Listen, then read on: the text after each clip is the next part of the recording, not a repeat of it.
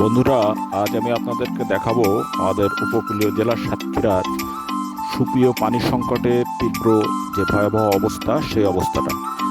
আসলে আমাদের উপকূলীয় জেলা সাতক্ষীরার পানি লবণাক্ত এবং এই লবণাক্ত পানিতে গোসল বা খাওয়ার জন্য পানি, মানে খাওয়ার উপযোগী পানি পাওয়া খুবই কষ্ট।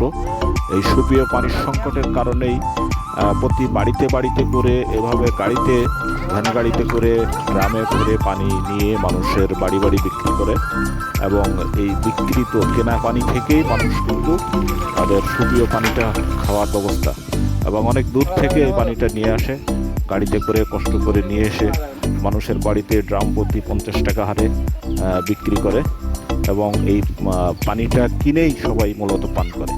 এটা একটা চরম বাস্তবতা। ধনী গরিব সবাই এই কষ্ট করে এই পানিটি বিক্রি করে। আসুন তার কথাগুলো শুনি আমরা। একজন পানি বিক্রেতার সঙ্গে আমাদের সাতক্ষীরা উপকূলীয় এলাকায় যে তীব্র পানির সংকট, সেখানে এই পানি বিক্রেতা ভাই, ইনি পানি বিক্রি করেন। আপনি কতদিন ধরে পানি বিক্রি করেন? তা এরকম 10 বছর হচ্ছে। বন্ধুরা, ইনি 10 বছর বিক্রি করেন, কিন্তু আসলে আমরা যুগ যুগ ধরে সাতক্ষীরাবাসী এরকম তীব্র পানি সংকটে ভুগছি, এবং সুপেয় পানি আমাদের সাতক্ষীরা উপকূলীয় অঞ্চলে খুবই অভাব। এবং উপকূলীয় অঞ্চলে আমরা বৃষ্টির পানি সংরক্ষণ করা পদ্ধতি, যদিও সরকারি প্রকল্প আছে, কিন্তু সরকারি প্রকল্পের আওতায় আসলে সবাই এই সুযোগ গ্রহণ করতে পারে না, যার কারণে আপনারা দেখতে পাচ্ছেন এরকম ভ্যান গাড়িতে করে এইভাবে পানি বাড়ি বাড়ি পৌঁছে ফেরি করে বিক্রি করতে হয়, এবং এই ফেরি করে বিক্রি করে পানি কেউ কেউ জীবিকা নির্বাহ করছে। তার ভিতরে এই ভাই একজন।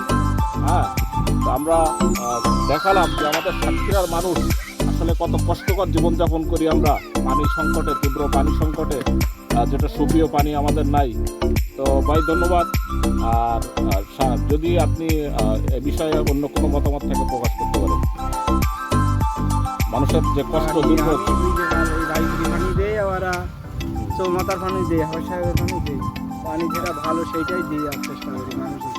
উনি বলছে যে কয়েকটি গ্রামে ইনি পানি সরবরাহ করেন, কয়েকটি গ্রামে পানি সরবরাহ করে ইনি। এভাবেই মানে মোটামুটি উনি চেষ্টা করে মানুষকে সেবা করতে, যদিও মানে দীর্ঘদিন এই পেশার সঙ্গে উনি যুক্ত। তো এভাবেই আমরা সাতক্ষীরার মানুষ অনেক কষ্টের ভিতরে জীবনযাপন করছি সুপেয় পানির অভাবে। ধন্যবাদ।